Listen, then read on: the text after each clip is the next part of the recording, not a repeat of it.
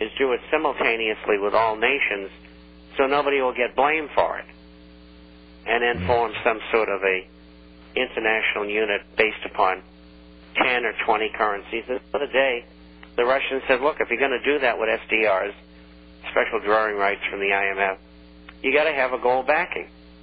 And they're right. Now, if they put a gold backing in there, it might be more acceptable. Mm-hmm. But the unit is not going to be able to be cashed out in gold, I can tell you that. But the gold value will have to be set at a, reasonably high level, probably in the vicinity of where we are right now, some $900 an ounce. And so I don't believe they can resuscitate the system. I mean, they've got $14.8 trillion in the U.S. alone that they're committed for, just over the next year. I mean, it's a colossal amount of money. It's all made up out of thin air. Now, granted, the economy is going down, asset prices are going down, but they're being neutralized in the marketplace by this tremendous amount of money, which is highly inflationary. And that's why there's no debate between inflation and deflation. We're going to have inflation. We will eventually see deflation take over and just swallow the world economy. But, they don't care about that. They want to get what they want to get now, and they're wrong. I'm reading an excerpt from the International Forecaster. It says, we now have the Fed increasing total money and credit, M3, at a rate of 18%, while our gross domestic product is contracting at a rate of minus 6%. That is a 24% differential. And that means that the amount of goods and services being produced has an ever-growing supply of money chasing it. The money and credit that is growing at a pace of 24%. That is more than the pace at which the goods and services are growing. And the implication, of course, is you're suggesting that we're going to see something like 24% inflation. Soon. Am I understanding that correctly? That's correct. And that could probably be attained. It probably would take about a year to a year and a half. But it's coming. It began this past month in May, at least by my calculations. And we're already seeing an increase that's admitted to in England of 2.4%. And they lie about their figures just like everybody else does. Or I should say all governments do. And so you're going to see a continuation of a climb in producer prices and consumer prices.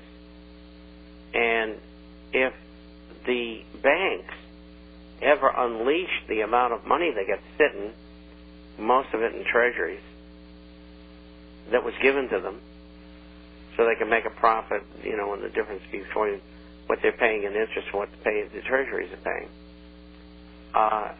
If they continue to hold the money, it won't be so bad.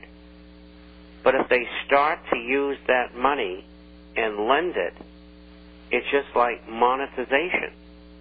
And the inflation will go berserk. So, there's really no way out for them. They're in a box and they can't get out. They miscalculated. They blew the whole thing. And it's going to come down on their heads. And if they think going to another international currency of some sort is going to solve the problem, it just isn't going to do that. And the public knows that. What we have done just in the last, I would say, 2 to 3 years is we've turned the whole situation around, something that we couldn't do, and making people understand what's going on in the last 50 years, again, because of the Internet and these kinds of programs. I've got another excerpt here from the International Forecaster. It says, this is why the price of gold and silver must eventually skyrocket. The microeconomic supply, demand, and manipulation factors which currently have sway over gold and silver prices will eventually be trumped by the macroeconomic factors, namely a profligate increase in the supply of money and credit to unheard of levels, which will drive prices up across the board. The Fed cannot suppress the price of all goods and services and so on. Well, I won't go through the whole thing, but again, the one question I did have, though, is your quote continues, that will then generate a demand for precious metals that is so great that it will drive the price of gold and silver up until they catch up with the overall supply of money and credit. Now, the idea that the price of gold and silver will ultimately be driven up to a point where they catch up with the overall supply of money and credit, is that something? Can you explain what that means to me? Well, it means if you create $1 million from nothing, and you distribute it among the gross domestic product, then you're going to have to gauge the inflation that's caused from that. Unfortunately, the inflation figures that we get are lies. The real inflation, as we've known it since 1980, since gold was $850 at that time, it's close to that price now, the inflation would show gold at $2,700 an ounce.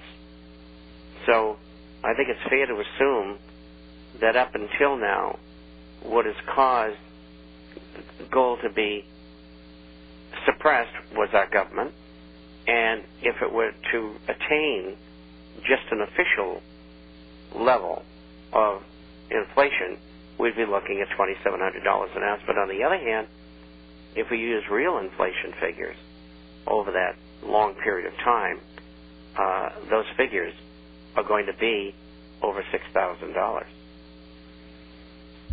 Then you're suggesting that a true free market price for gold right now could be as high as $6,000.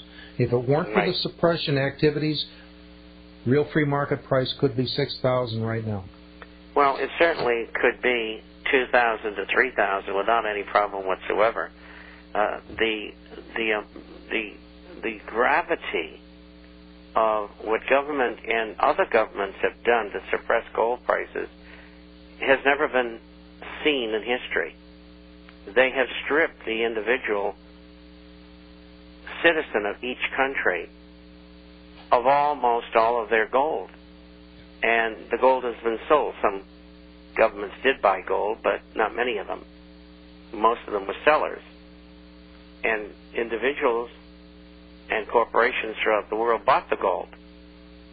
Some of those individuals who were instrumental in government selling the public's gold, irrespective of the country, were buyers.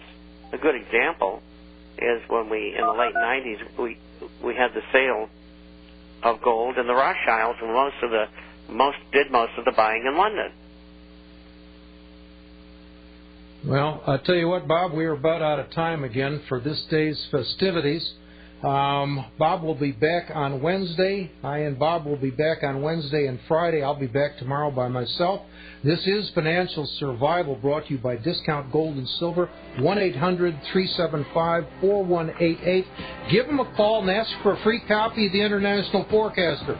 Thank you, Bob. Bye-bye. Bye-bye.